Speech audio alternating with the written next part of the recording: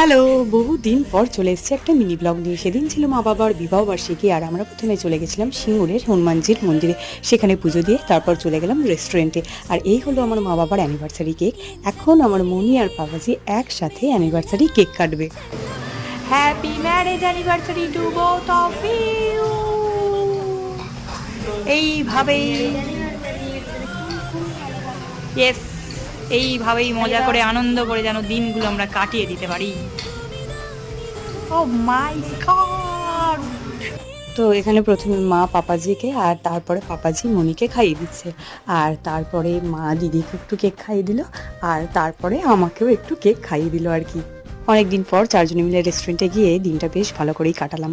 আর আমরা অর্ডার করেছিলাম fish fry, butter পনির, butter রুটি, কুলচা আর বিরিয়ানি। তো অনেকদিন পর ভীষণ ভালো কাটলো দিনটা। এইভাবেই যেন আমরা থাকতে পারি সবসময় একসাথে। দেখা হচ্ছে নেক্সট কোনো ব্লগে। বাই।